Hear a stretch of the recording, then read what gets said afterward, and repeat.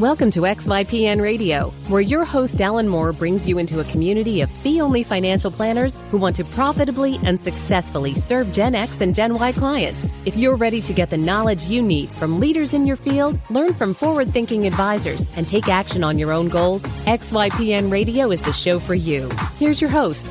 Hello and welcome to this episode of XYPN Radio. I am your host, Alan Moore, and today it's my pleasure to bring you an Alan and Kitces Unhinged episode, where we will reach into our virtual mailbag and pull out questions from listeners and answer them here on the podcast.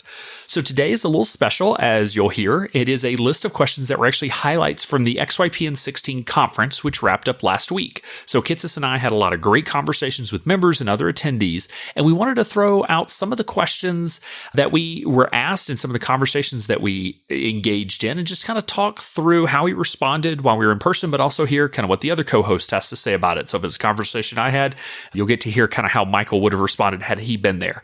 We cover topics including how niche marketing makes marketing so much easier for your practice, how to set up your initial monthly fees when you launch a firm, how to raise your fees over time, and then we wrap up with a conversation on why some firms launch but ultimately don't make it.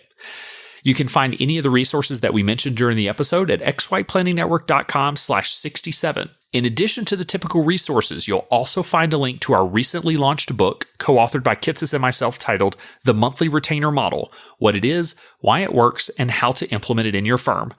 Also, be sure to go to xyplanningnetwork.com/VIP to join our private group just for XYPN Radio listeners. You can interact with other listeners, ask guest questions, and more. All right, without further ado, here is Alan and Kitces Unhinged. Hey, Michael, how you doing this evening, man? I'm doing well. I'm a little tired, just winding down 8 days of me in hotel rooms in San Diego for XY Planning Network Conference and then FinCon. With a conference in between the two, if I remember correctly. With the conference in between the two. Because, I thought, what would be a better way to hang out in San Diego for 8 days than to take a day trip to Chicago to speak for 8 hours and then fly back to San Diego due to a prior commitment. You spoke for 8 hours? Technically, it was 2 4-hour sessions back to back to different groups. So they didn't have to listen to me for 8 hours. They only had to listen to me for 4 hours at a time, and then they rotated, and then another group had me for 4 hours. So for anybody that's ever, sat in this podcast and felt like it droned on a little long when we hit an hour, just imagine that 7 more times after the first. How many United miles do you actually have on your account? Well, I typically hit around 150,000 butt in seat miles on United every year. So I got my million miler club thing earlier this year. But for the airlines now, if you do lots of miles, they give you multipliers on your miles. So I get miles and miles on my miles, which means in practice, I have a ludicrous amount of accumulated airline miles because I get all the multipliers. And the last thing I want to do with my free time after, say, an 8-day stint is go back to the airport for anything. So God bless my poor wife. I finally finish a long trip. I'm like, hey, I've got an awesome idea now that I'm finally home again. Let's go nowhere and do nothing because that feels good for me. And my poor wife puts up with me and is a saint. With 3 little ones, I'm sure she's not thrilled to take the family on a trip. Yes. But I don't know anyone that envies your travel schedule. But I will say, from the day that this podcast goes live, we will have wrapped up XYPN 16 a week ago. Woo. So it's been 7 days since our second annual conference, and it was a ton of fun. We had around 350 attendees, 450 there in total when you add in exhibitors, speakers, staff, other folks like the CEO from the CFP board, Kevin Keller came out, Jeff Brown from the CEO of NAPA came out. So we had a few folks like that as well. So it was a blast. And the original intention of this show was we were actually going, Michael, you and I did a kind of live version of Unhinged from stage, answering questions from folks in the audience. And the intention was to just rip that audio and we were going to post it. Unfortunately, it is taking longer to rip that audio out than I expected because these things sound so easy. But from a technical standpoint, we have something like 600 gigabytes of video files from the conference that we have to take the audio out of. So we've got to go find that file and pull it out of one random SD card. So that's a lot of recordings. Yeah, I guess when you do 2+ days of content with 4 simultaneous tracks and you record all of it for a virtual pass, you end out with a lot of recorded content, huh? A lot. So for anyone that's curious, if you missed the conference, we will have a virtual pass available. We'll try to go back and drop in the show notes, but just, follow us on social media or check out the VIP community and you'll see a link there so that you can at least see the content. Now, I will say that, coming to the conference and just being around people there and the conversations that happen, that's 90% of the value of the conference, because like Kitces and I, neither of us actually sat in on a single session at the conference. So we're going to have to go back and actually watch on the virtual pass ourselves, thanks to meetings and such. Yeah, I was a little bummed. Just so many good conversations with everyone that was there. Yeah, I was in for all of our general sessions because keynotes were really awesome, but I missed all of our breakouts. I was kind of bummed because there were some good breakouts I was excited to see, and I didn't get to see them because we were just talking to members all the way through about what's working, what's not, and that's really kind of the focus for the show today is just recapping a little of what those conversations were like, what was the buzz, what's going on with members who are living this monthly retainer for Gen X and Gen Y clients model. Yeah, it's amazing the conversations that happen, because I just feel like, and right, wrong, or otherwise, folks do look at, you and me when we're at a conference and they know we're busy, they know we're swamped. So truth be told, I didn't get any bad questions. I mean, if someone was willing to come up, stand there, wait to talk to us, and then they ask us a question, they were asking something that was really pivotal to their business and was kind of worth noting. I feel like there were very few like, oh, how's it going conversations. It was very like, okay, I have one question that's been burning in the back of my mind and I want to ask you. So what we've tried to do is pull together some of those questions so that we can talk about them. And some of these conversations you and I had separately or individually with folks. And so it'll be fun to hear the other side of that conversation. So I'll start off by saying question number one that did pop up quite a bit was stuff dealing with the Department of Labor ruling. And so I'll just say that, we could sit here and rehash Department of Labor ruling and what it means for fiduciary fee-only advisors, or if you're in the broker-dealer world transitioning to fee-only, what this means. But I would say we did an entire hour-long podcast back in episode 44. So if you're curious about DOL, anything to do with that, go to xyplannetwork.com/44. And honestly, that has everything that you need there. Start there. And if you have additional questions, you can put them in the VIP group, specifically, and we can bring them in. But I didn't, neither of us want to rehash an hour-long conversation into 15 minutes. Just no point. And the reality is, frankly, not much of anything has changed since we had that discussion. Right after the rule came out, there's been no additional guidance or rulings. There's actually supposed to be some additional guidance coming out this fall from the Department of Labor, but as of now, nothing's really changed from when the rule was originally announced. And we just end up doing a lot of recapping what we already talked about back in episode 44 of just here's the rule and why it's here and how it works and some of the things that RAs in particular need to be thinking about in terms of updating advisory agreements and stepping up on some areas of documentation. But nothing dramatically new beyond what we've said in the past there. So again, just go back, check out episode 44. So we'll move on to kind of the second piece. And this was probably the number one conversation that both of us had. And that is, I know, everyone get ready for it, niche marketing. And one of the things that you expressed to me, Michael, was that you were surprised, or maybe not surprised, but you noted the number of conversations that you had with folks that are rocking a niche and have been willing to put their stake in the ground and own it, and how successful they are, and just those conversations and how awesome that was. Yeah, I had a lot of those. I had a lot of those conversations. For the record, I did not visibly observe anyone playing the niche drinking game during the conference. So if they were doing it, they were at least subtle about it. So thank you. That was very kind of all of you that were at the conference. But it really was striking. I hear so many people that still push back on the niche idea. I don't understand why it's necessary.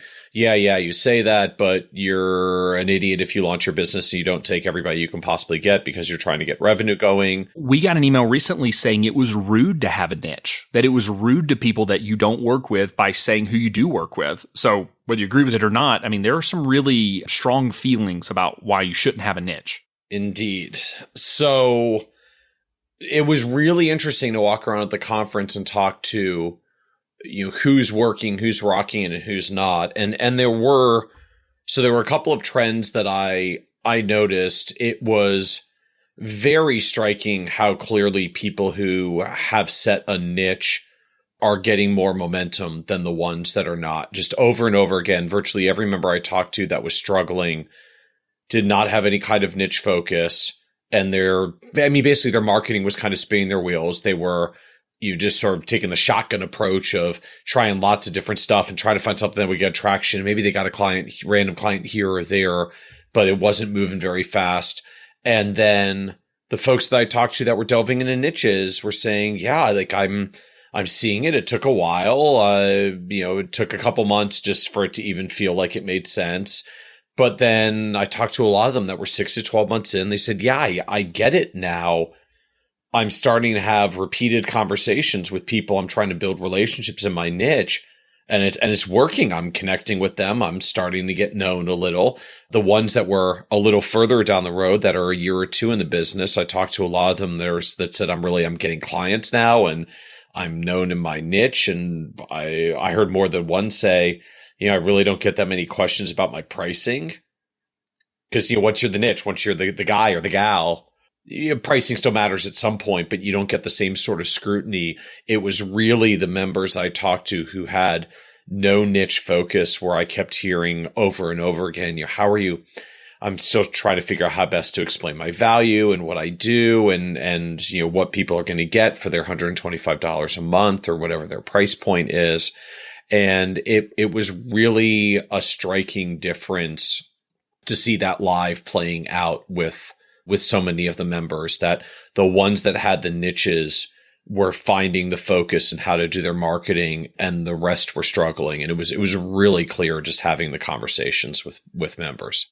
Yeah, it's amazing when you have a really clear niche that the conversation in many different ways, and we can talk specifically around, just kind of marketing and sales, in addition to just your typical, or I guess your annual service calendar, all the work that you actually do is all driven by niche. And this is why anytime somebody says, what's the ideal fee structure? Who should I market to? How should I market? What's my service model? How often should I meet with my clients? Should I meet with them virtually? Every question, the only answer I have is, well, what's your niche? Because I have to know that first. Right. Like, who are you serving? Your niche are expatriates in Department of Defense who are deployed overseas. I would suggest virtual because it's probably going to be hard to meet with them personally, unless you want to be like a virtual independent global practitioner and you can actually go see your clients stationed in Germany and Japan, wherever they are. Like, you're so right. It starts with the clients first. Who are you trying to serve? And what is their world? What is their reality? And all of these questions about how do I do the business has to anchor around what they do. Yeah, and it's amazing how it changes the initial conversation, whether you're having it with a prospective client or a center of influence. I feel like when you don't have a niche, you try to explain what you do. And you say, well, I'm a financial planner and I help people, kind of manage all the aspects of their money. And we do some retirement planning and investment planning and insurance and estate and tax planning. The list goes on. And that's kind of what I do. And it stops there because you can't say who you do it for. Because if you say who you do it for, you have to say something silly like individuals, families, business owners, women, trust, and businesses, right? Like, no one is actually going to say that. So the conversation has to stop with what you do. If you have a niche, you can say, what problems do you solve and who do you solve those problems for? So you can say, I specialize in working with doctors and help them navigate, student loan decisions, since the average doctor comes out of medical school with $250,000 in student loan debt, and many times they're not eligible for income-based repayment programs. And that's really where the focus of my business is. It's just such an easier conversation and so much, I don't know if easier is the right word. It's just so much simpler to explain what you do and how you do it and who you do it for when you actually have who you do it for narrowed down to a point that you can define it and articulate it to prospective clients, centers of influence, referral partners, that sort of thing.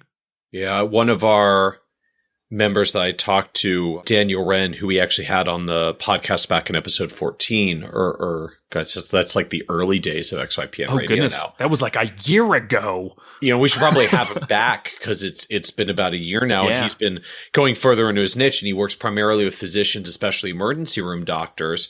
And he's now getting a lot of traction in his niche. And I'd asked him, like, what kinds of conversations does he have? How does he explain his value proposition? He said, well, I just had a new client that was coming on board. He's an emergency room doc, and Daniel's done enough work now in town. He's in Lexington, Kentucky.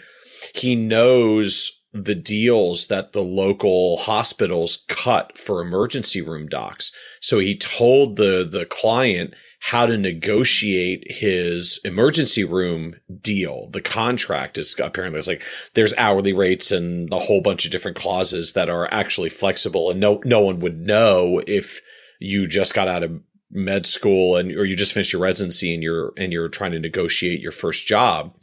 But Daniel knows these things because this is what he does, and he's done it for a whole bunch of them. And the client working with him basically picked up $75,000 a year of annual income with contract negotiations that Daniel guided him through. But Michael, I don't understand. What do you do for young people? Exactly. Yeah. Right? Isn't that the question that we always get at conferences? What kind of planning do you do? And this is the type of planning we do. We actually help them with their careers and salary negotiations. I help my client get a $75,000 raise that's going to be the baseline of the income he earns for the rest of his career. How's that? That's what I do. And I just earn my fee for life. Yeah. I mean, you for most of us and what we charge, like he earned his fee for life in the first year of extra earnings. Never mind that, this doctor may do that indefinitely. And so, it was striking. I mean, I heard all these discussions of a few people that are struggling. And, I think we'll talk a little more about where we see some members failing and struggling. And, I heard things like, well, I just don't know if anybody really wants to pay monthly. And, I don't know if anyone will pay $100 a month. And I heard more than one person say, well, this works in metropolitan areas on the coast, but it doesn't work if you're in, lower cost of living areas. And then here's Daniel charging $200 to $400 a month retainers and working with young docs and negotiating $75,000 salary. Actually, it wasn't salaries, apparently an independent contractor deal, which is why it was so flexible, but negotiating these huge income increases. And it really just, we'll keep beating the drum. Like, it really comes back to when you start focusing into a niche and you get that deeper level of specialization, or you're like, name one CFP program or educational course that teaches you how to help doctors negotiate their contracts. There's definitely not any. Nope. There's nothing. And the fact that there's nothing means when you go out and learn that, you are the expert that creates tremendous value for the clients that you're working with, and whatever that specialty group is for you. And frankly, it doesn't have to be that I work with doctors and teach them how to make $75,000 of extra money. Granted, the dollar amounts are larger because that's a higher income profession in the first place.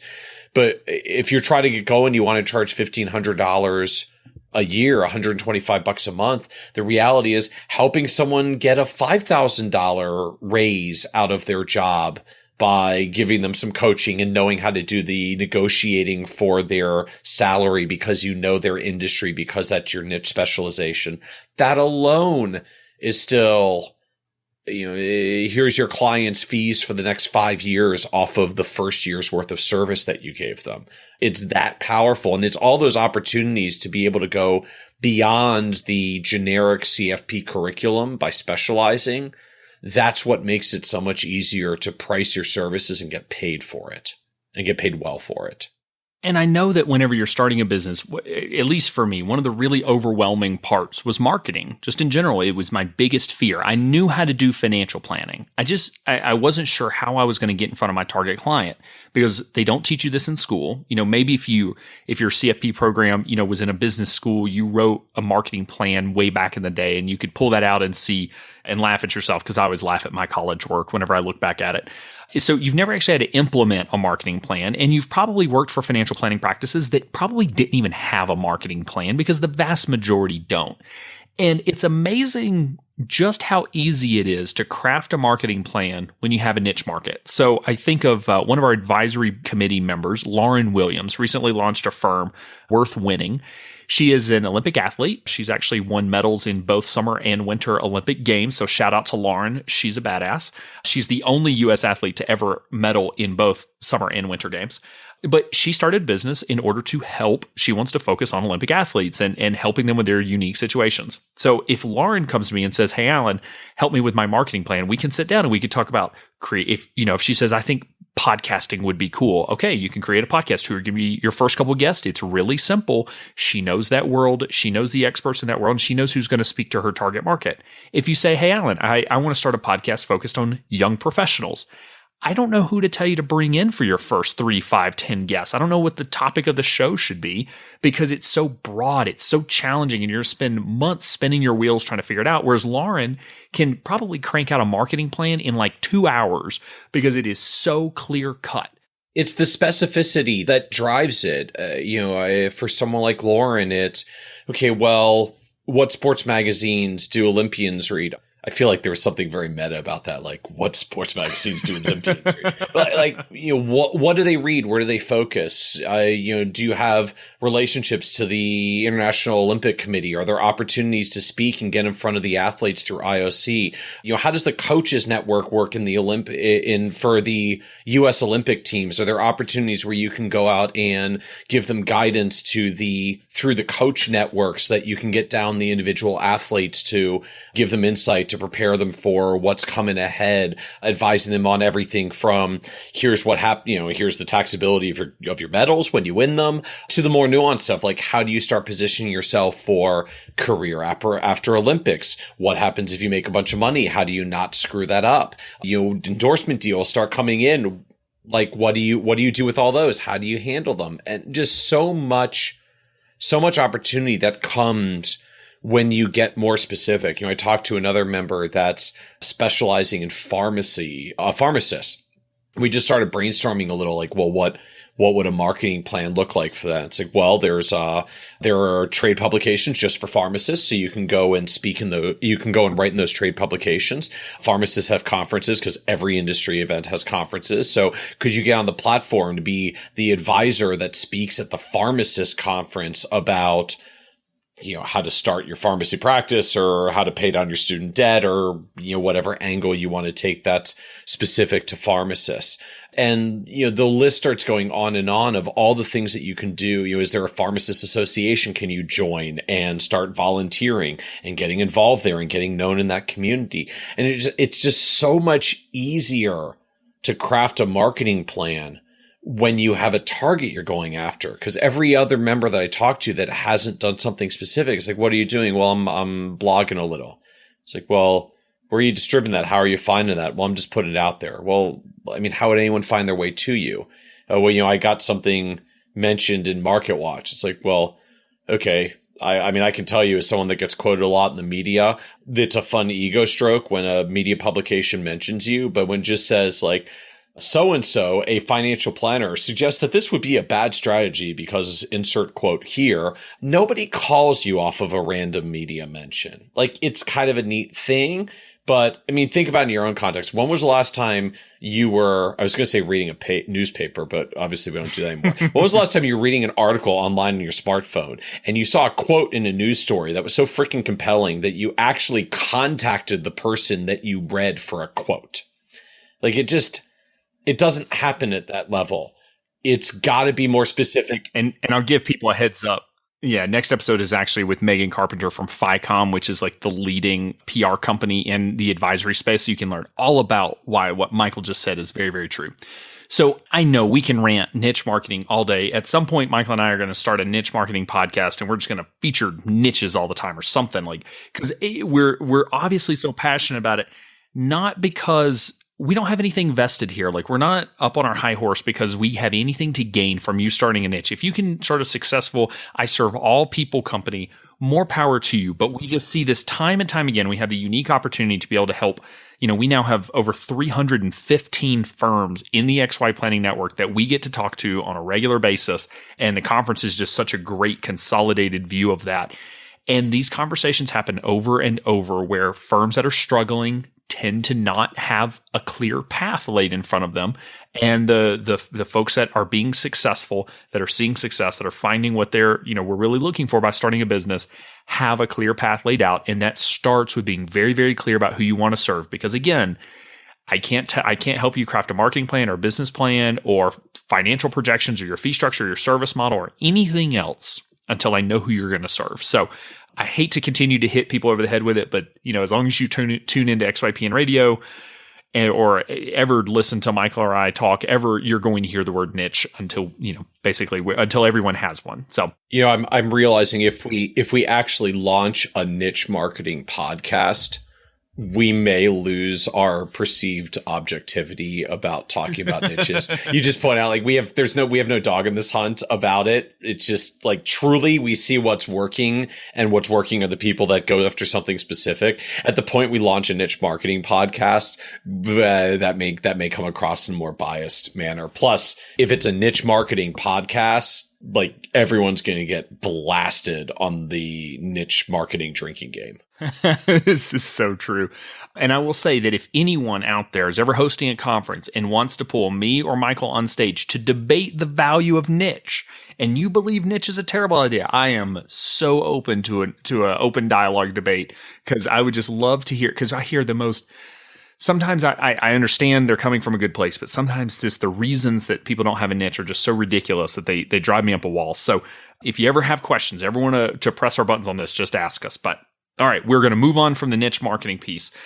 Another common question, or I guess, common question, I guess, that we kept hearing, or common concern was, I started my business 6 months, a year ago, and say, okay, well, kind of who's your ideal client? And sometimes they would tell us and say, okay, well, tell me about your fee structure. What's your service model? And say, well, I started out at, $50 a month, and now I'm raising my fees to, $125 a month 6 months later. And I've had 4 fee changes, 4 fee increases in the last year, because I have yet to meet anyone. Let me think this through. I don't think I've met anyone that has lowered their fees within the first 5 years of starting their business. They always go up. And always go up. So why do you think that is? What is it that is causing us? Is it really just we need a few clients to practice on? Is it we don't know our value? Well, no, we are.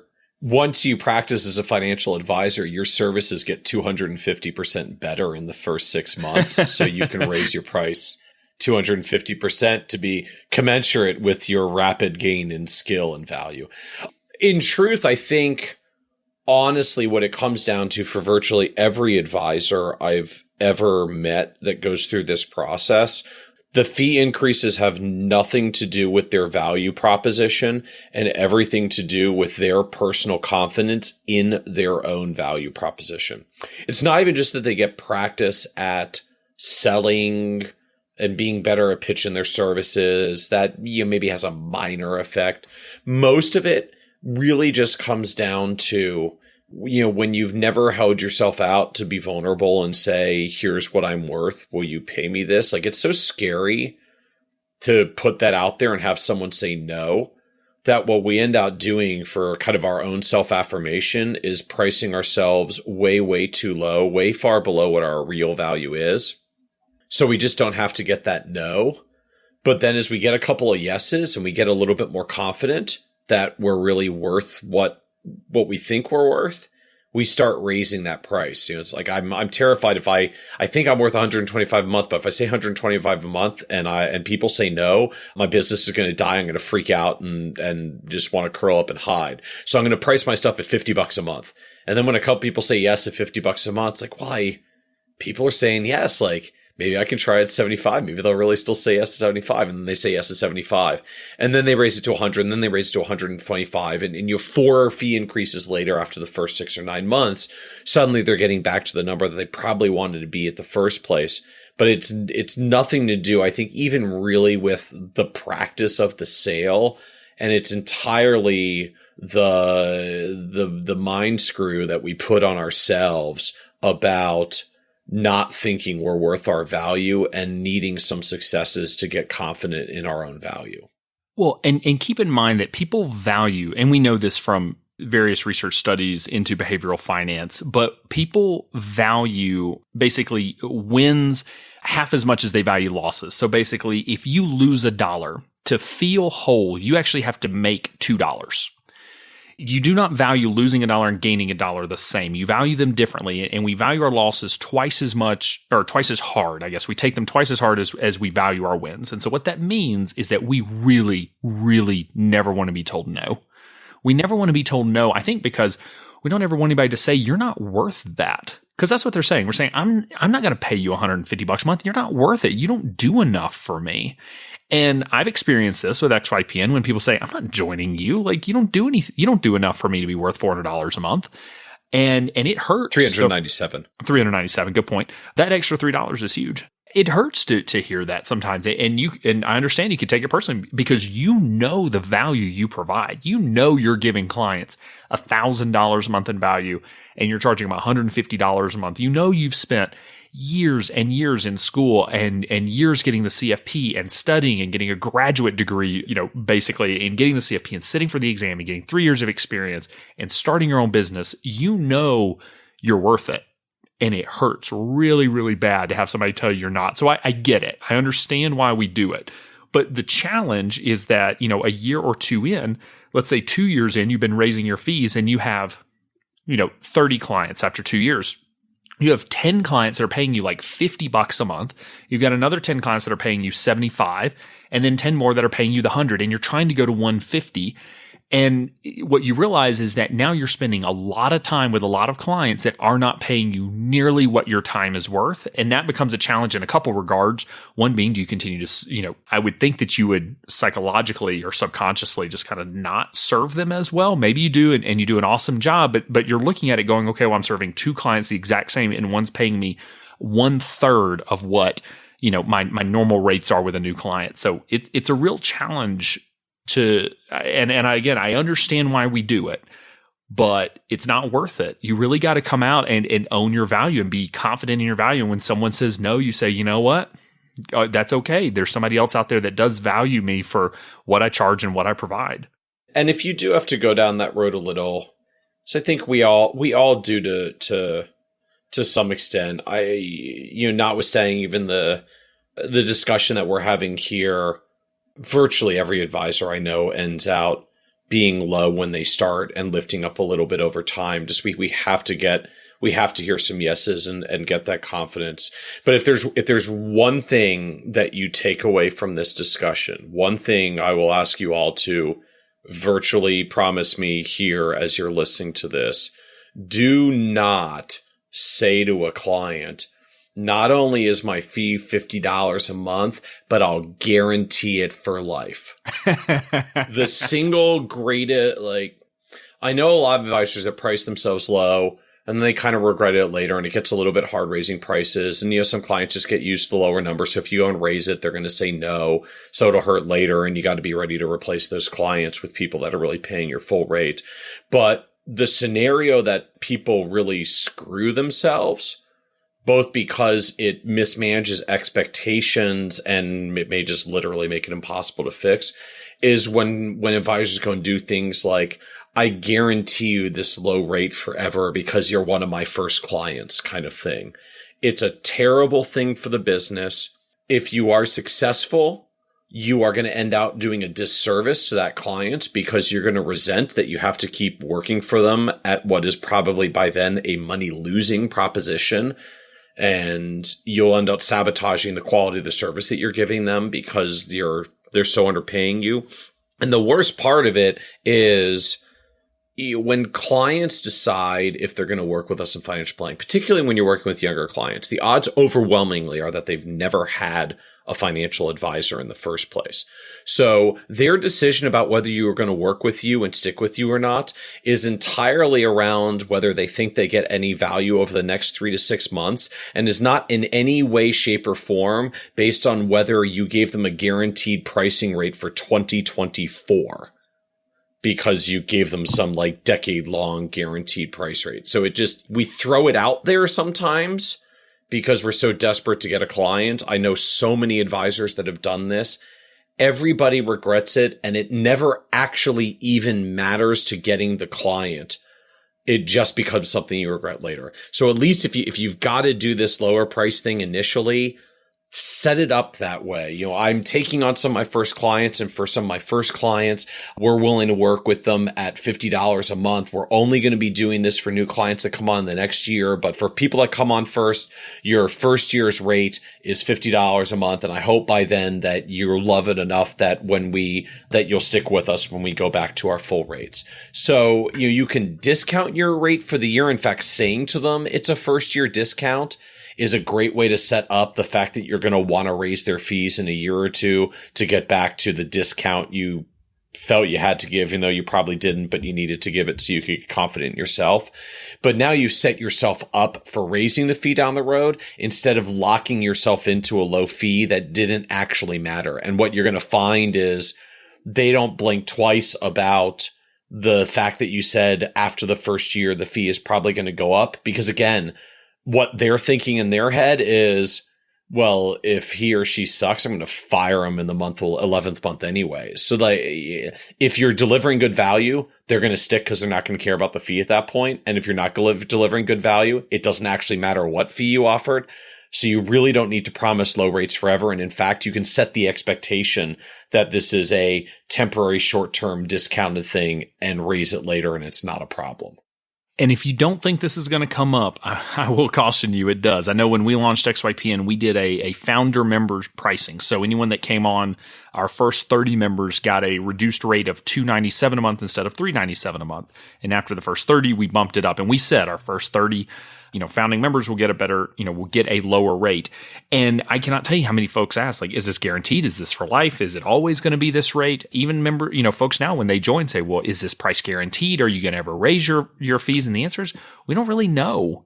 For founding members, what we committed to, right, wrong, otherwise is a little bit against what you're saying, but we said, you'll always have preferred member pricing.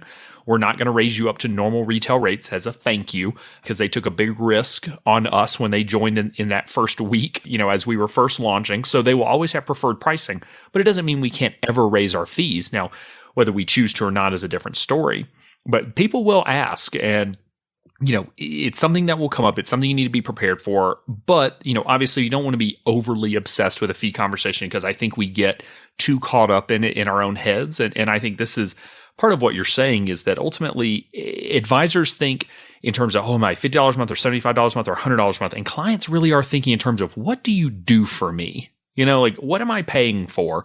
And yes, they want to know how much they're paying, as they should know, but they want to know what's the value that you're providing them, because that's what really matters. And so instead of getting too caught up on, well, what happens if I hear no? How do I, react? Should I raise my prices, lower my fee?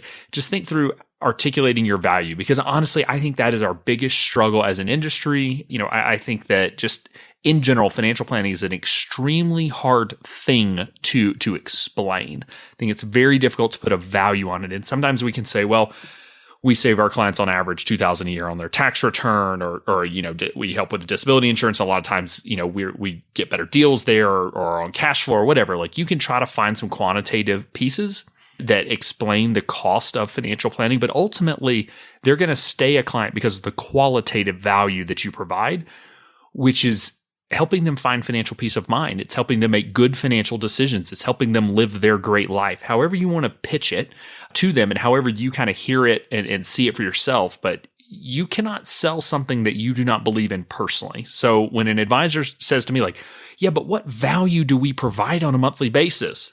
Immediately, I'm like, well, then don't charge on a monthly basis.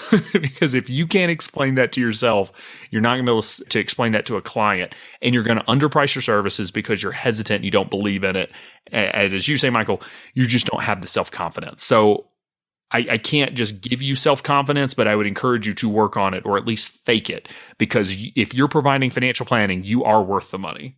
And again, just recognize that there's only so many clients we can serve, particularly if you're going to be an individual advisor. If your long-term vision is, in 10 years, I want to build a business that has 10 advisors and 1,000 clients, it will not be a big deal if you actually guarantee your low pricing for life to the first couple clients that come on board, because it's going to wash out after the next 995 clients that you get. But for most advisors, where ultimately they're either going to stay on their own as solo advisors, or at least their income is going to be primarily driven by the number of clients that they directly serve. You can only serve so many clients, or like putting it the way, you only have so many seats on this bus for what clients are going to come with you. And if you permanently sell the cheap seats on lockdown, you can't get them off the bus later and you run out of room. And suddenly you can't add in, 5 years from now, you can't add in the next great client because you're still stuck with the one that you took in the beginning who is now grossly underpaying for your services. They would have happily paid you more, but you can't raise your fee because you guaranteed it to them for no particular reason in the past, and you get stuck. So, and this is one of the reasons why lots of large businesses, technology companies in particular, love to do these, and will guarantee your pricing for life. It's because when you're Facebook and you're hoping to scale to 1 billion users, it's not a big deal if you give lifetime rates for the first couple hundred or 1,000.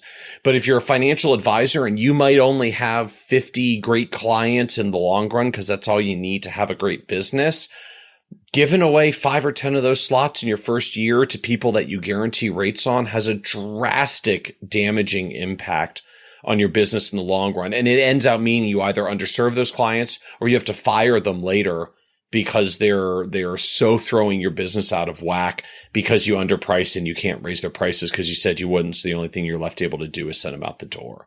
So just recognize your time is such a precious, limited thing.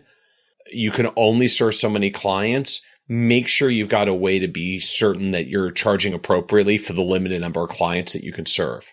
And I love that because it really speaks from the abundance mentality, which says there are plenty of clients out there. I only need 40 instead of 50 instead of the scarcity mentality that says, where am I going to find my first 50 clients?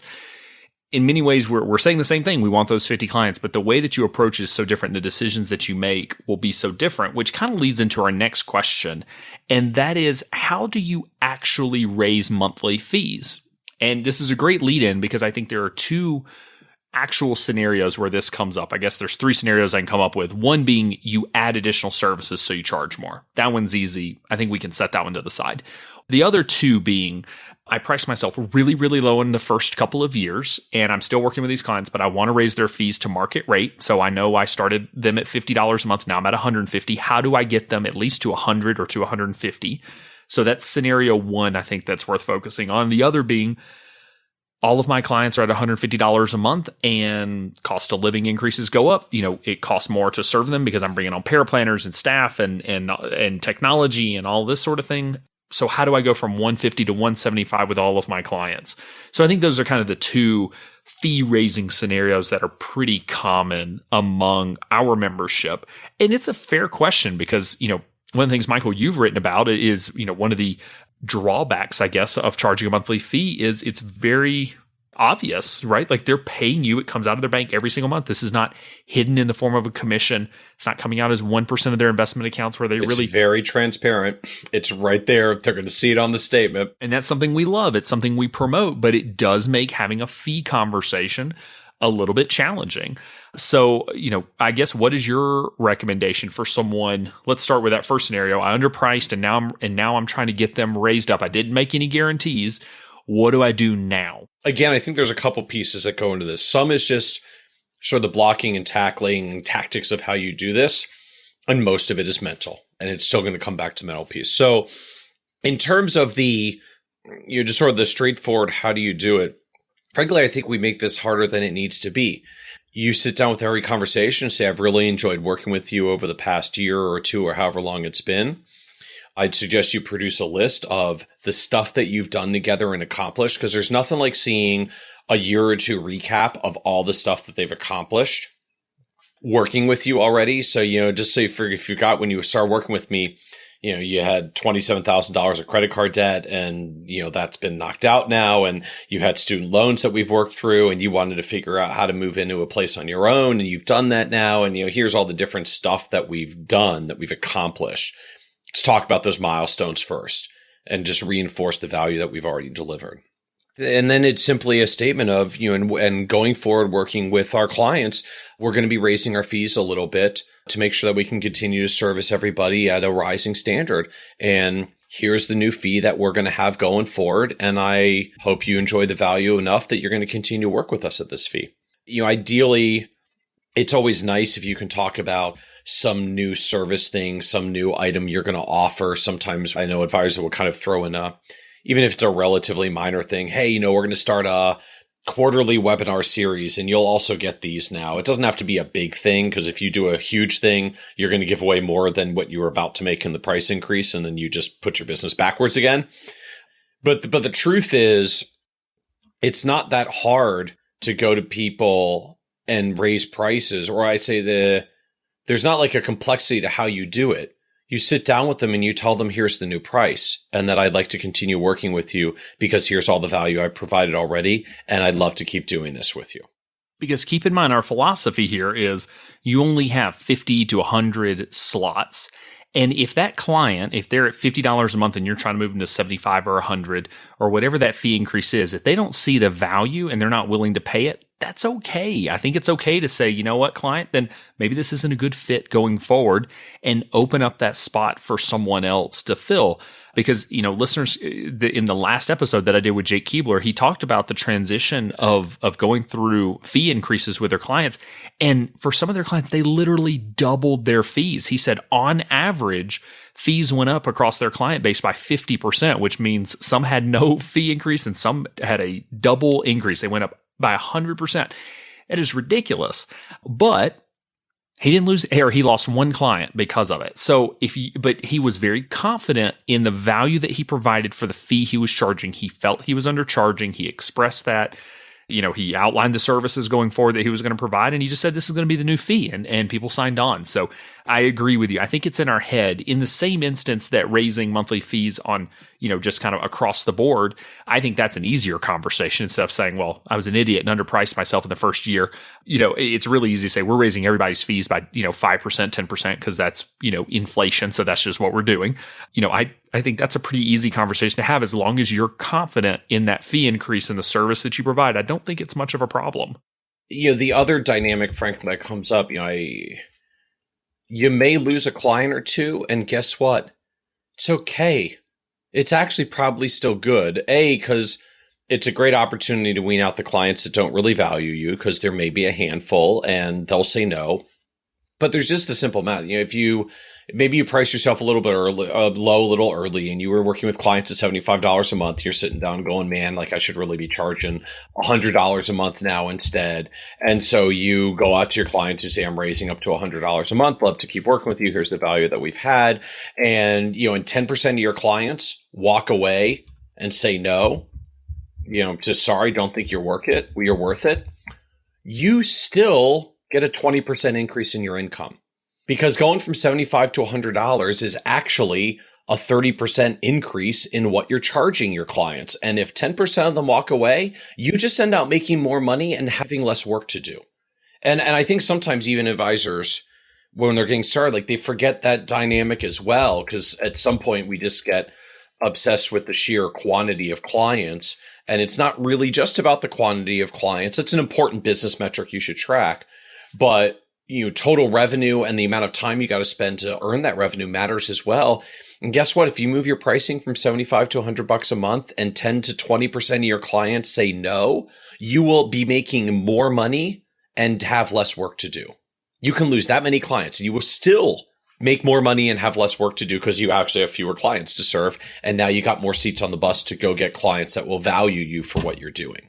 Yeah, and you'll be working with clients that truly value what you do. I remember at my first job with Rick Kaler, he jokingly told me one time that he knew we were undercharging and that we should double our fees because we were charging 0.5% of AUM after like 400,000. So it was just this ridiculously low fee that he had since, I don't know, like the early 80s. And I said, well, why don't we just double our fees? And he said, Alan, we'd lose half our clients. And I said, well, fantastic. We'll have half the work and the same revenue.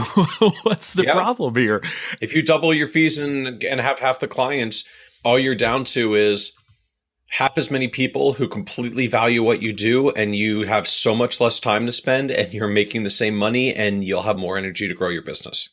So, and remember, we laughed. We did not double our fees. What, he probably should. But it is one of those things where you say, you know what, he made the decision that said, I just want to keep working with these folks. And I'm not sure that they'll, stomach a fee increase because they've been at the same fees for 2 decades, which is maybe a reason to raise your fees, a little bit every couple of years, maybe. I'm not sure you have to do it every single year, but maybe every couple of years to go up, 5 or 10%, depending on inflation and kind of depending on the way your business is going and, what new clients are coming in at. It's fine to allow some of your older or more tenured clients, I guess, to have a little bit lower of a fee. But ultimately, if you're, bringing on new clients at $250 a month and you got somebody sitting there at $100 a month and you're doing the same service for them, I'm not sure that's really fair to your client base. And I think it's totally reasonable to raise their fees. And again, if they leave, it opens up a slot to bring on a new $250 a month client. So the final question, as we're kind of coming up on our 50-minute mark, so we got about 10 minutes left here before we cross the infamous hour that I always try to stay under and fail every single episode. the last... So that was a nice way of saying, let's keep this last one to 20 minutes. Got it. Let's keep it under 20. One of the conversation pieces that I guess kept coming up, and I saw it actually literally get posted today in the VIP group, and it's something that folks ask me quite a bit, and they ask Stacy now, who handles all of our prospective member calls, is how many people fail? How many people leave the network and fail? And it's always centered around this, you talk about the success stories, right? On this podcast, we have the advisors on that talk about their success stories, and all of us have had many, many failures, but we're here to talk about how those failures led to our success. What about the failures that just led to failures and never led to success?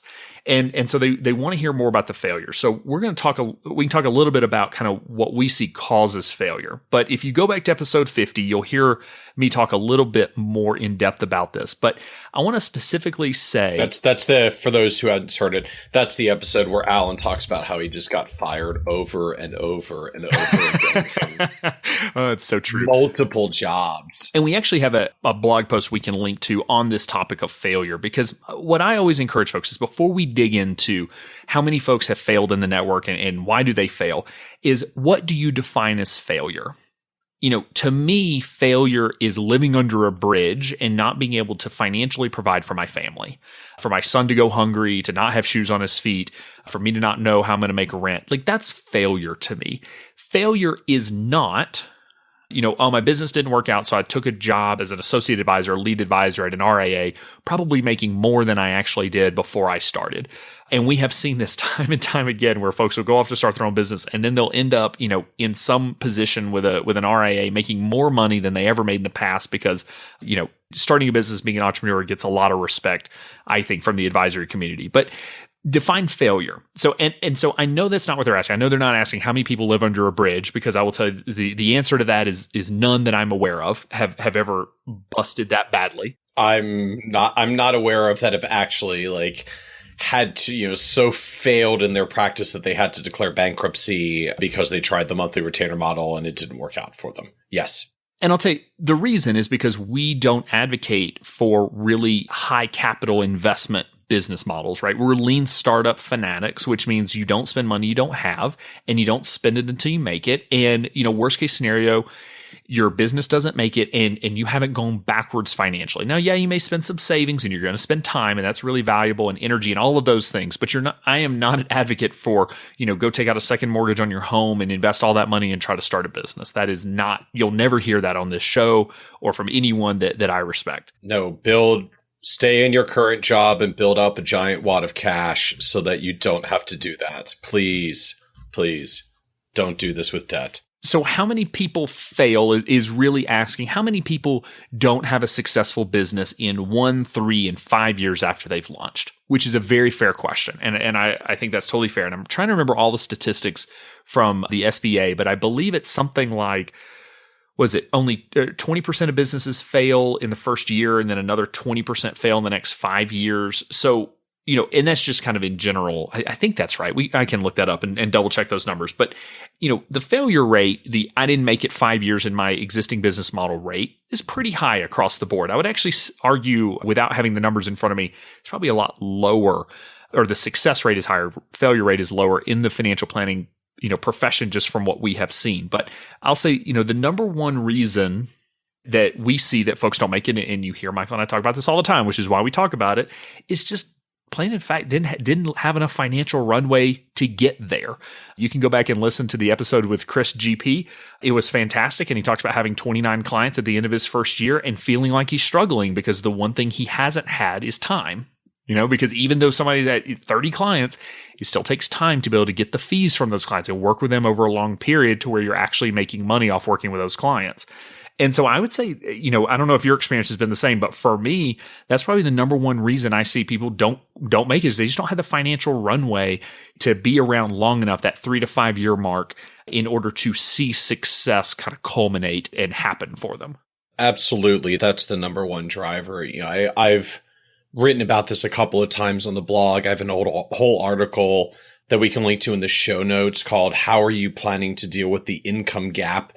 The income gap is that gap in your income between what you used to make before you decided to become a business owner and how long it takes you to get back to actually taking that much money out of your business again. And, most advisors, it can take a good 3 or 4 years to really get back to a livable wage where you're taking a good net out of your business. Not that you're making zero up to that point, but you're making less than maybe you were before. You still got to take on some new expenses to keep reinvesting as your business is growing really early on and always. And so, it's not having enough money, not having cash in the bank, not having enough preparedness for the fact that it takes a while. And it's not because you get killed by the quote unquote startup costs of starting an advisory firm. Those are pretty darn low. XYPN's fee is $397 a month. There's not a ton of stuff that you need beyond that. There's some advisors that have written about how they started a practice on less than $10,000. To be fair, I probably see more people that end out somewhere in the 10 to 20,000 range once you put everything in, including all of your ongoing costs in the first year. But what blows you up isn't the $10,000 or $20,000 even of startup costs. What blows you up is your personal household expenses while you're trying to get your income high enough to pay for them. So it's not the business costs that bury you. It's your personal lifestyle costs that bury you while you're trying to get enough clients. And, the one sad reality, if you can call it that, of the fee only model, whether it's monthly retainers for young clients or even assets under management for folks that have more dollars. It's one of these underappreciated phenomena. If you were starting years ago in the commission mutual fund business, where if you got someone that was going to give you a modest household that was going to give you a $20,000 rollover, and you put that into an A share, you made $1,000. You made $1,000 on that transaction, and you got it right away as soon as it was done. $20,000 rollover, you make $1,000. When you do an AUM model, when you get a $20,000 rollover, 3 months from now, you get $50 because that's your first quarterly billing on a 1% AUM fee. And just that gap that the commission model would have paid you $1,000 in a couple of weeks, and a fee only model pays you $50 in a couple of months, means that income gap gets even harder than it was in the old commission model before you get up to a livable number. Now, of course, when you get out for a while, there are even advisors on the AUM side, you get to $10 or $20 million, and suddenly you wake up on January 1st and there's $100,000 or $200,000 of revenue. And all you have to do is keep loving the clients that you've already got and maybe get a few more if you want. And the money gets very good and compounds from there. That's why so many advisory firms get to very big income numbers in the long run. But that shift and that transition means you got to spend even longer grinding, accumulating clients that pay recurring revenue to get the dollar amount up. And you have to have a plan for that. And if you don't, that will be your number one cause of failure. Yeah, I totally agree. And so we're kind of talking about that early phase. And I will say, even if the best laid plans, sometimes life happens. It gets disrupted. We've had folks that tell me they're all of a sudden got divorced. 3 or 6 months into their business, they had some type of family illness. Spouse lost their job. I mean, there's so many things that could happen that you were counting on to be able to provide that runway. Suddenly that's no longer there. And either you got to find a way to earn that income back and kind of fill that income gap, or you're going to end up having to go get a job. And that's totally understandable. The other side to this too is as you grow, there are some folks that are successful, what you would call successful. They have the income coming in that they want. They're growing a business. They have a good lifestyle. And they say, you know what? I don't actually enjoy being a business owner. It's probably an underappreciated thing that we just assume everyone wants to be a business owner, and they don't. Not everybody does. And I think of folks like Laura Lamb, who is an advisor with Abacus Wealth. She had her own very, very successful hourly advisory practice out in California.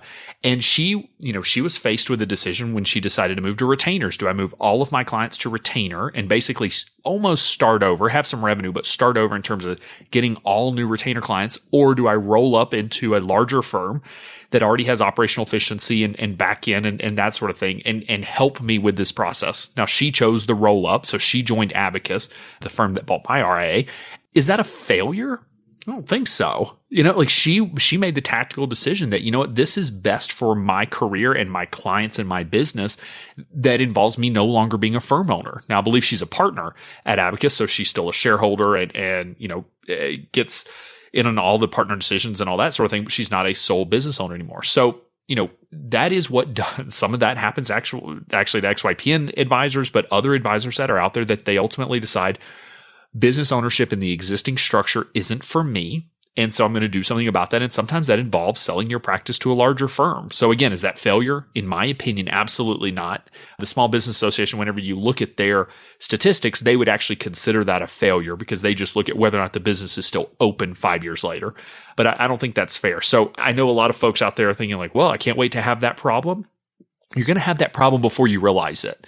And it's one of those things that I think sometimes we get so caught up in the here and now and the today that we don't really plan for what we're going to do when we have those problems. And then when we are met with what we would consider quote unquote good problems, we don't know what we're going to do because we've never really thought it out.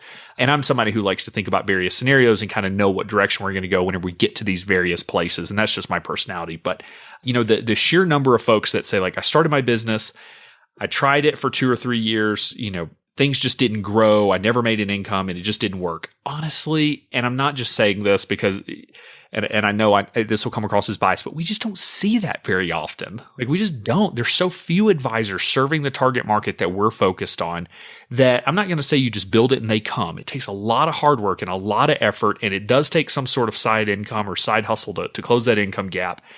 But if you can make it 2 or 3 years, for the most part, we see folks matching their previous, salary when they were making $40,000, $50,000, $60,000, $70,000 at their old job, because in reality, it doesn't take that many retainer clients with some upfront fees and one-time projects and that sort of thing to match what they were making before. So it's not a guarantee. It's not to say it's super easy, but for the most part, folks that quote unquote fail, that no longer own their business after a couple of years, if they didn't make that decision willingly, it was typically something income related. They just didn't have enough runway. Something happened in their personal life that caused a dramatic change of income. Or every now and then we do hear like, I got this great job offer, couldn't turn it down, or, I just ultimately wasn't enjoying myself. I was just so stressed out. I wasn't sleeping and my spouse pulled the plug on this whole deal. We've heard that before as well, but I will say those are very uncommon. When I see the other ones that either fail beyond that or you get to the 2 or 3 year mark, but still aren't really getting the momentum. I mean, every now and then there are some other failure dynamics out there. I've seen 2 or 3 that took the advice about doing the niche, but didn't spend enough time either focusing on what they really need. So like they went into a niche, but they kept offering the same generic thing as every other financial advisor, and they weren't actually differentiating themselves in a meaningful way. I've seen 1 or 2 that focus in on a niche, but got their pricing wrong, and either got their pricing wrong or their service model wrong, but never revisited it. While we spent a whole bunch of time earlier talking about, the number of advisors that launch their practices and underprice their services and then have to catch up later, I have seen a handful of scenarios where people did the opposite, particularly if they came out of existing advisory firms where they were used to getting paid a certain dollar amount. You're like, well, all of our clients in my old RIA were retirees and used to pay us at least $5,000 a year. So I feel like as long as I charge at least $2,500 a year, I should be a good deal for the clients I want to serve, because that's so much lower than what I used to get paid. And, if you're going to have a $2,500 a year pricing model and you want to go work with government employees, that might still be a tough price point for some of them because the government scales only go up so high. You might need to say, it's not that your time for what you are going to do isn't worth $2,500 a year, but maybe you need to think about a version of what you do where you do less for them and you only charge them $1,200 a year. And it's not because you're trying to be cheap or bad service provider. It's you have to give them something that ultimately they can afford, right? Like Mercedes is a great value for what it is, but if you try to take a Mercedes dealership into folks that have low income, you're not going to sell any. It's not because your fancy car isn't worth what it's worth. It's that you can't sell it to people that just don't have enough income to afford it. You need to come at them with a different kind of vehicle or a different kind of service in the case of financial planning.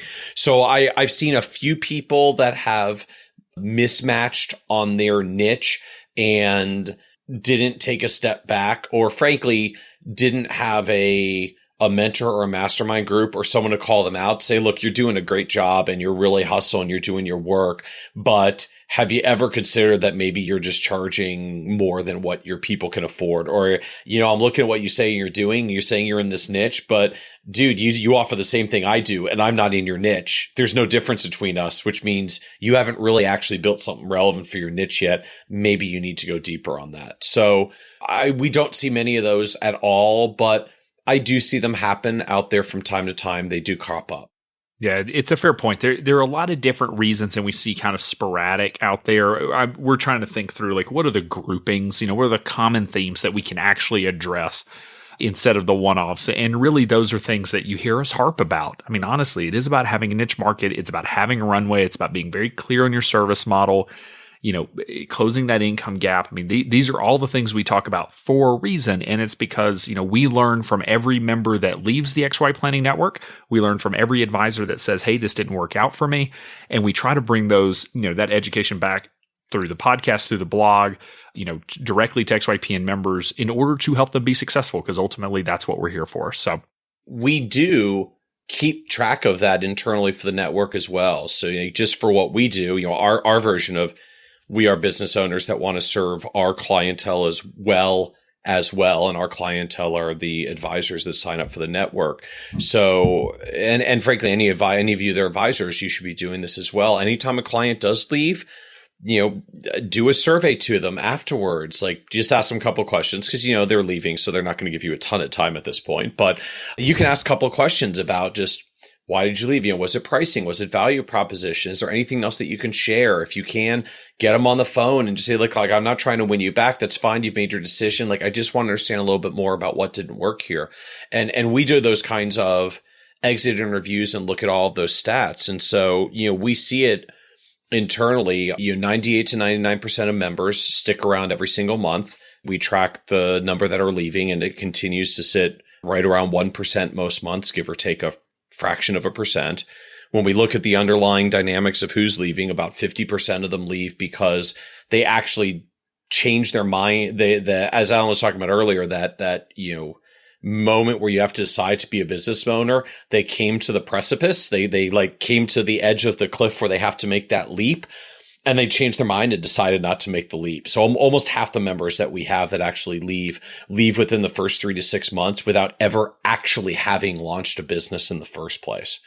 And when we get past that and we look at the other, roughly 0.5% now that leave and what happened and why do they leave, it's all the themes we talked about. Number one is they didn't have enough of an income runway. I think probably number two actually is just life circumstance happened to them. Death in the family, just found out I was getting divorced, hadn't planned on that. Life circumstance kind of stuff that changes for them. And the number that we see that actually just, I launched a business and it failed is, it's a minuscule fraction of a percent. We're just not seeing them. And usually when I dig deeper on the ones that do struggle with that, it comes back to they never really picked a niche. They never focused. They were just trying to sell generalist financial planning. And that's hard to sell. I mean, that's always been hard to sell. It's not a new thing to the monthly retainer model. Selling generalist financial planning has always been hard to sell. It's maybe slightly harder when you sell only a standalone fee for service. So you've got to explain your value. And if you don't take on some kind of niche focus, if you don't take on some kind of opportunity to explain that further, you don't fail quickly, but you may fail slowly because maybe you're 3 years out and you're still only making half of what you made before. And at some point you just decide that you want to tap out and go to an employee model and work back in another advisory firm. So true. Well, listeners out there, this is what Michael sounds like, completely burnout. I've at least had a couple of days to recover from the conference. So Michael, thank you for squeezing in the time to do this recording, and thank your wife for us for sparing you for an hour. Absolutely. Will do. So thank you so much for being on. These are always fun, and these always get such good reception. So for folks that are out there that have a question or want to argue with us, we just love it when you argue with us. So, you can join the VIP community at XYPNetwork.com/VIP. Jump in there. You can interact with other members as well as ourselves and communicate with us and ask us questions. Let us know what else you'd like to hear about. So Michael, thanks so much, man. Awesome. Absolutely. Thank you, Al. The XYPN 16 conference was such an amazing experience. It was such a fun week, and I hope you plan to join us next year in Dallas for XYPN 17. Now, this episode was just a sampling of the amazing conversations we had at the conference and questions we were asked, so you can tell the conversations at our conference is just so engaging. I highly recommend you try to make the trip out next year. Now, be sure to join our VIP community at xyplanningnetwork.com/VIP to hang out with other XYPN radio listeners, ask questions for future mailbag episodes with myself and Kitces, and to finally find a community of like-minded financial advisors. Thanks so much for joining me today. We'll see you next time. You're not alone, and you're not crazy. It's scary starting, building, and growing your own financial planning firm. And that's why we put together a free private community just for you, the Cutting Edge Financial Planner.